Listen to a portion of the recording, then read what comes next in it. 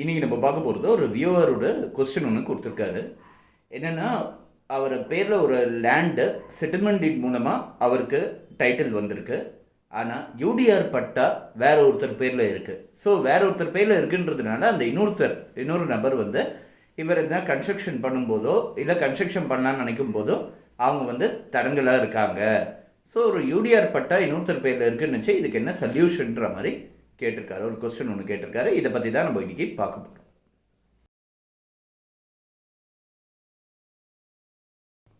First UTR பட்டானா என்ன, UTR ஸ்கீம்னா என்னன்றதை பார்ப்போம். யூடிஆர்னா updated revenue record. Updated revenue record ஸ்கீம்னு சொல்லி ஒன்று 1985 கிட்டக்க ஒன்று வந்தது. ஒரு கவர்மெண்ட், தமிழ்நாடு கவர்மெண்ட் கொண்டு வந்த ஸ்கீம் அது.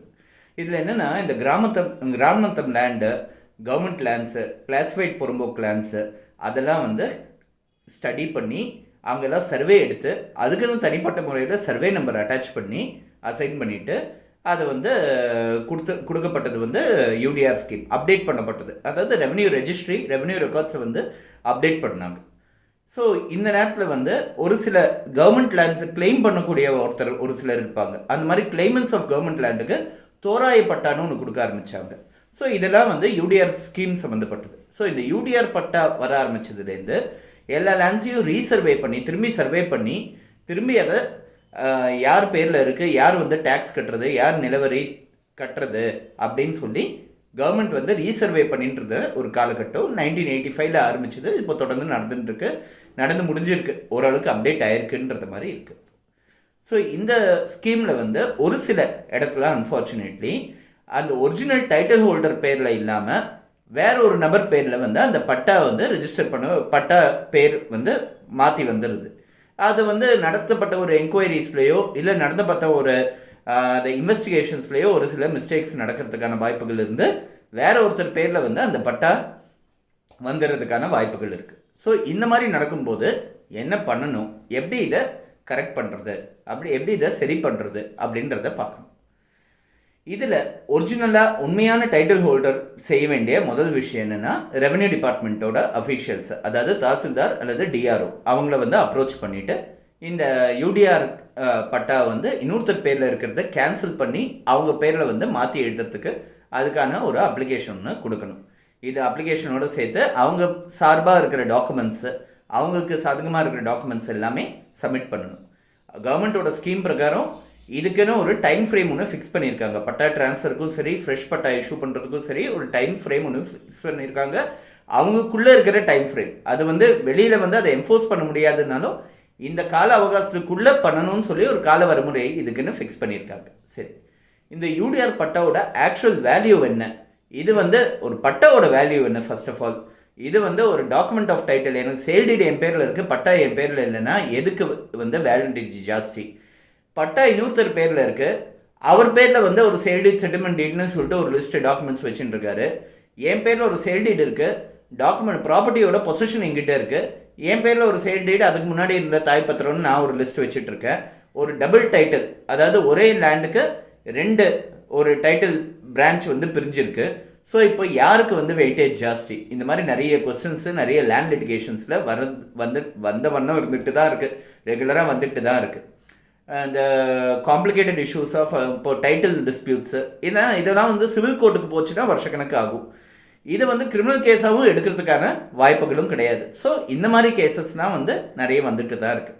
ஸோ ஒருத்தரோட பொசிஷனில் ஒரு லேண்ட் இருந்து அந்த யூடிஆர் பட்டா வந்து அவர் பேரில் இல்லை, பட் அவர் பேரில் எல்லா டைட்டில் டாக்குமெண்ட்ஸும் இருந்ததுன்னா அவருக்கு என்ன லீகல் ப்ரொடெக்ஷன்ஸ் இருக்குது அப்படின்றத ஃபஸ்ட்டு பார்ப்போம். இதில் நமக்கு ஒரு சேல் டீடு டைட்டில் டாக்குமெண்ட்ஸ்க்கு இருக்கிற ரெஜிஸ்டர் பண்ணப்பட்ட sale deed conveyance deeds title டாக்குமெண்ட்ஸ்க்கு இருக்கிறதுக்கு வேல்யூவோட யூடிஆர் பட்டாக்கு வேல்யூ ஜாஸ்தியானா இல்லை.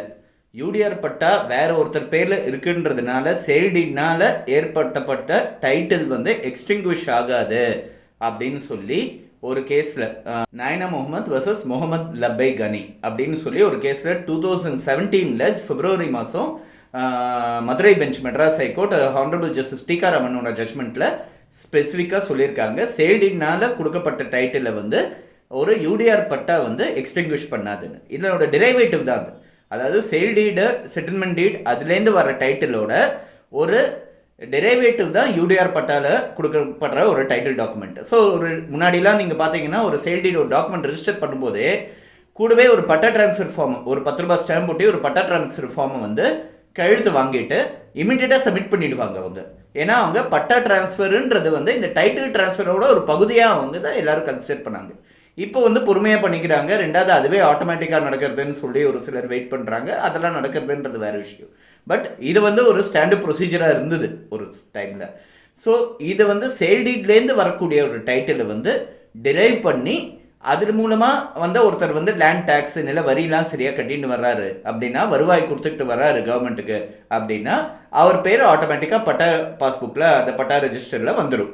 அதே மாதிரி ரெவன்யூ ரெக்கார்ட்ஸில் அவரோட பேர் வந்துடும். இதுதான் வந்து கான்செப்ட். ஸோ அந்த டிரைவேட்டிவ் ரூட் ஆஃப் டைட்டில் வந்து எனக்கு இருந்தாலும் சேல் டீட், செட்டில்மெண்ட் டீட்டில் இருக்கிற பேர் தான். அப்படி இருக்கும்போது இதுதான் டைட்டிலுக்கான மெயினான ப்ரூஃப்ன்றதுனால இதை மாற்றி அமைக்க முடியாது. யூடிஆர் பட்டாவில் இன்னொருத்தர் பேர் இருக்குன்றதுனால அவர் இந்த ப்ராப்பர்ட்டிக்கு ஓனர் ஆகிட மாட்டார்.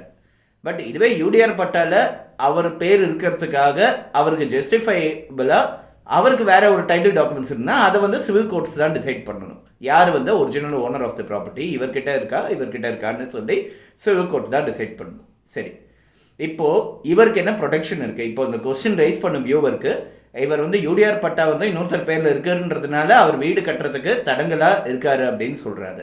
ஸோ இவருக்கு என்ன ப்ரொடெக்ஷன் இருக்குது அப்படின்றத நம்ம பார்த்தோன்னா, சிவில் கோர்ட்டில் கேஸ் ஃபைல் பண்ண முடியும். இன்ஜங்ஷன் சூட் அப்படின்றது பேர், பார் இன்ஜங்ஷன் சூட் அப்படின்னு பேர்.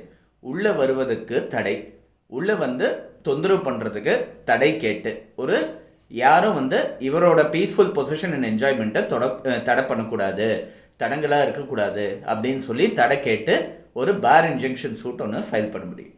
இந்த பார் இன்ஜங்ஷன் சூட்டுக்கு ஆட்டோமேட்டிக்காக கோர்ட் ஃபீ வந்து ரொம்ப கம்மி. பார் இன்ஜங்ஷன் சூட்டுக்கு டிக்ளரேஷன் ஒரு ரிலீஃபாக கேட்டால் தான், நான் இந்த ப்ராப்பர்ட்டியோட ஓனர்னு சொல்லி அவர் தனிப்பட்ட முறையில் ஒரு ரிலீஃப் கேட்டால் அதுக்கு கோர்ட் ஃபீ ஜாஸ்தி.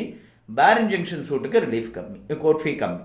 ஆனால் டிக்ளரேட்டரி ரிலீஃபோடு சேர்த்து கேட்டு ரெவன்யூ டிபார்ட்மெண்ட்டை ஒரு பார்ட்டியாக வந்து இம்ப்ளீட் பண்ணி அந்த கேஸை நடத்தினோன்னா, உங்கள் பேரில் டைட்டில் டாக்குமெண்ட்ஸ் இருக்குது, அதனால் பட்டாவும் உங்கள் பேரில் மாற்றணுன்றதுக்காக சிவில் கோர்ட்லேருந்து ஒரு டிகிரி கிடைக்கிறதுக்கான வாய்ப்புகள் இருக்குது. ஸோ இதுதான் ப்ரொசீஜர். அவர் நேராக சிவில் கோர்ட்டில் வந்து ஒரு கேஸ் ஒன்று ஃபைல் பண்ணணும். கேஸ் ஃபைல் பண்ணி அங்கே விசாரணையில் நிலுவையில் இருந்ததுனாலே ஆட்டோமேட்டிக்காக இவர்கிட்டேருந்து பிரச்சனை வருது கொஞ்சம் குறைஞ்சிடும். அது மேற்கொண்டு வந்து அவர் வந்து எதனா தடை என்ன பண்ணார்னா சிவில் கோர்ட்டில் பார்த்துக்கோங்க, அதான் கேஸ் நிலுவையில் இருக்குது இல்லையா அப்படின்னு சொல்லி நம்மளால் சொல்லிட முடியும். ஸோ இமீடியட்டாக அவர் பண்ண வேண்டிய ஒரு விஷயம், ஒரு பார் இன்ஜங்ஷன் சூட் ஃபைல் பண்ணி டிக்ளரேட்டரி ரிலீஃப் கேட்டால் ரொம்ப நல்லது. அந்த அளவுக்கு அவரால் ஸ்பெண்ட் பண்ண முடியாதுன்னா ரெவன்யூ டிபார்ட்மெண்ட்டுக்கு ஒரு பெட்டிஷன் ஒன்று கொடுத்து, யூடிஆர் பட்டா வந்து தவறுதலாக இன்னொருத்தர் பேர் இருக்குன்றதுனால என் பேரில் கரெக்ட் பண்ணி மாற்றி கொடுங்கன்னு கேட்டுட்டு சிவில் கோர்ட்டில் வந்து அவர் உள்ள வரத்துக்கு, இன்னொருத்தர் பேரில் யூடிஆர் பட்டா இருக்குன்றதுனால அவர் வந்து உங்களோட பீஸ்ஃபுல் பொசிஷன் அண்ட் என்ஜாய்மெண்ட்டில் டிஸ்டர்ப் பண்ணுறாருன்றதுக்கு தடை கேட்டு பார் இன்ஜங்ஷன் சூட் ஃபைல் பண்ணலாம். இல்லைனாங்க நேரடியாக சிவில் கோர்ட்லேயே டிக்ளரேஷன் அண்ட் இன்ஜங்ஷன் அது கேட்டு ஃபைல் பண்ணலாம்.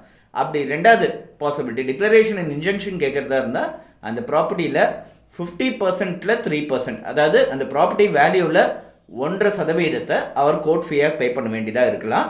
அதுக்கு அவர் தயாராக இருக்கணும். இது பார் இன்ஜங்ஷன் சூட் மட்டும்தான் ஃபைல் பண்ணுறதா இருந்தால் கோர்ட் ஃபீ ரொம்ப கம்மி, 1000 ரூபா தான் அதனோட ரிலீஃபோட மேக்ஸிமம் வேல்யூ. அதுக்கு ஒரு 30 ரூபா தான் கோர்ட் ஃபீ, அதுக்கு 3% 30 ரூபா தான் கோர்ட் ஃபீ அவர் பே பண்ண வேண்டியதாக இருக்கும். ஸோ இதுதான் அவர் ஒரு ரிலீஃப் கேட்குறதுக்கான ப்ரொசீஜர். இது இல்லாமல் நேரடியாக பேச்சுவார்த்தை நடத்துறது தப்பு. அது மட்டும் இல்லாமல் அவங்க வந்து மேற்கொண்டு இதை காம்ப்ளிகேட் பண்ணுறதுக்கான வாய்ப்புகள் இருக்குது. ரெவன்யூ டிபார்ட்மெண்ட்டுக்கு வந்து பெட்டிஷன் போடுறதுக்கான வாய்ப்புகள் இருக்குது. அதுக்கெல்லாம் தயாராக இருக்குன்னு